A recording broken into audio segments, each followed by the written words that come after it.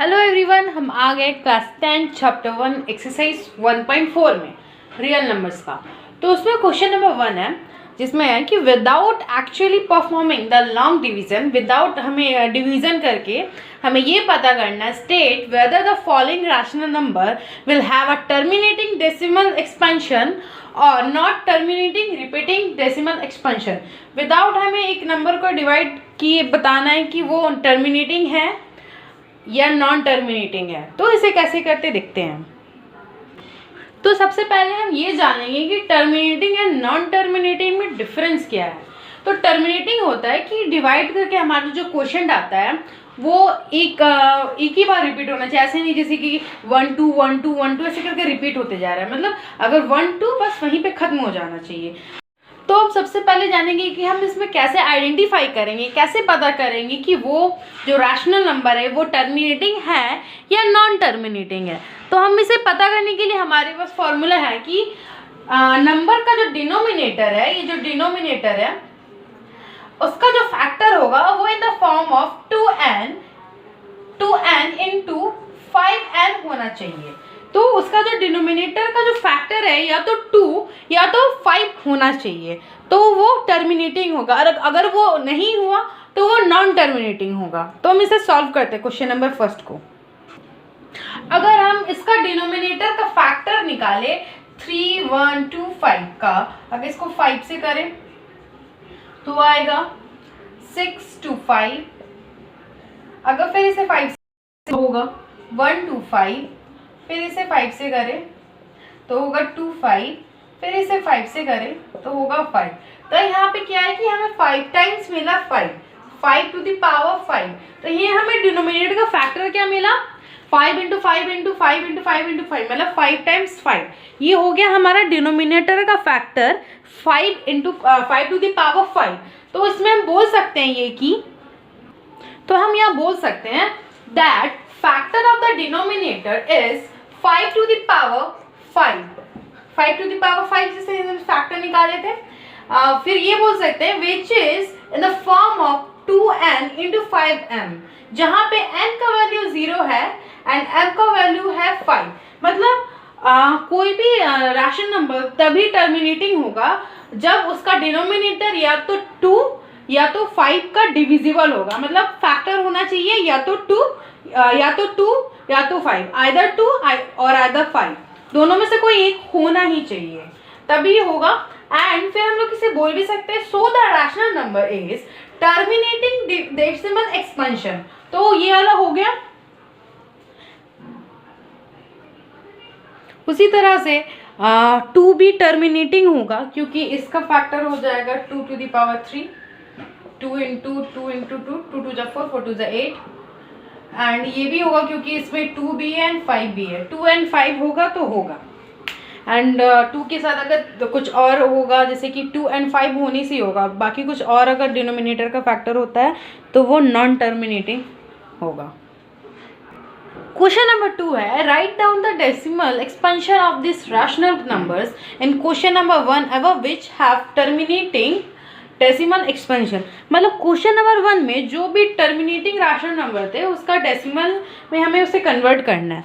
जैसे कि question number 1 था हमारा, जो 1 था क्वेश्चन नंबर 1 का 1 जो था 13/3125 था। तो इसे हमें कन्वर्ट करना है डेसिमल में। तो हम लोग क्या करते थे, भी हम लोग को फ्रैक्शन में आता है उसको डेसिमल में करने के लिए करते हैं डिवाइड।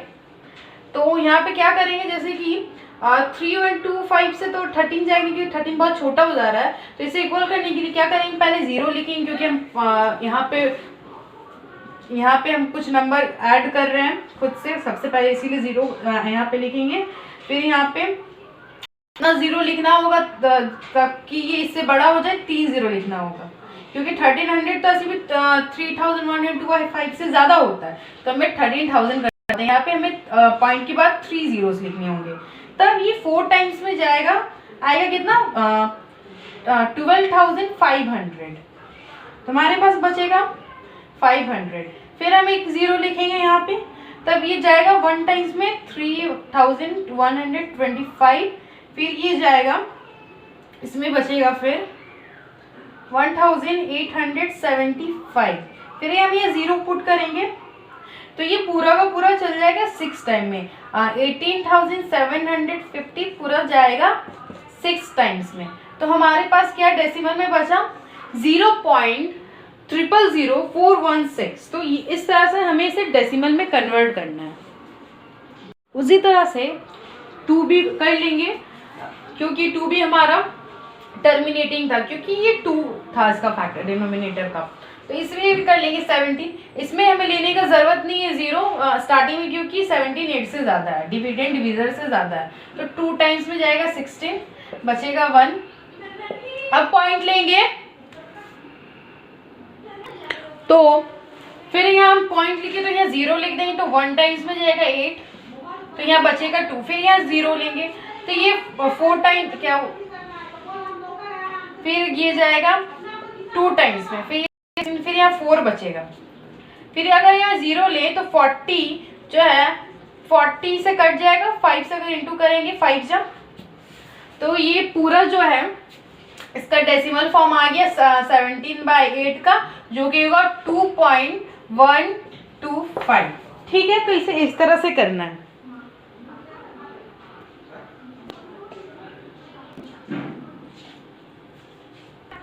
Question number 3 है, the following real number have decimal expansion as given below. In each case, decide whether they are rational or not. If they are rational number and of the form p by q, what can you say about the prime factor of q? मतलब इसमें भी हमें denominator का देखना है factor, and फिर पता करना है कि वो जो नंबर है वो रैशनल नंबर है कि नहीं है। सो क्वेश्चन नंबर 1 है क्वेश्चन नंबर 3 का 43.123456789। अब इसे हमें पता करने की रैशनल है कि नहीं। तो अगर इसका पॉइंट हटाए 43 का, ये पॉइंट हटा दे, लिख दे 1 2 3 4 5 6 7 8 9। तो हमें दिख रहा है कि यहाँ 9 पॉइंट के बाद 9 डिजिट है, तो हम यहाँ 9 जीरोस लिख देंगे। 1 2 3 4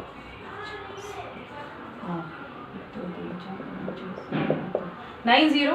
तो हमें इसे फिर से हम ऐसे लिख सकते हैं 43 1 2 3 4 5 6 7 8 9 बाय 10 to the power 9 लिख सकते हैं।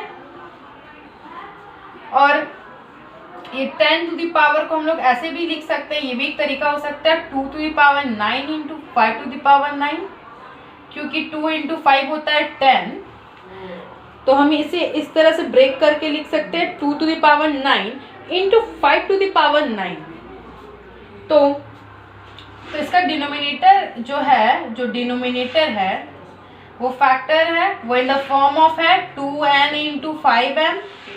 सो ये एक टर्मिनेटिंग है, एंड ये टर्मिनेटिंग है तो ये एक रैशनल नंबर भी है। ठीक है, so this is terminating and rational number, क्योंकि इसका जो डिनोमिनेटर है वो in the form of 2n into 5m है। It is a rational number and specially a terminating number. Okay, hence it is a rational number and a terminating decimal। so ये exercise के सारे sums all over में complete है, मतलब एक एक सबका कर दिया है। एंड अगर इसमें और भी सम्स है, सिमिलर ही है सब लगभग। अगर फिर भी कोई सम्स में डिफ़िकल्टी हो तो ज़रूर कमेंट बॉक्स में कमेंट करके बता दें, मैं उसका वीडियो बता दूंगी। आपके जो भी डाउट्स हैं, प्रॉब्लम है, उसका सॉल्यूशन ज़रूर आपको मिल जाएगा। तो thank you for watching this video, and ये वीडियो होता है एंड।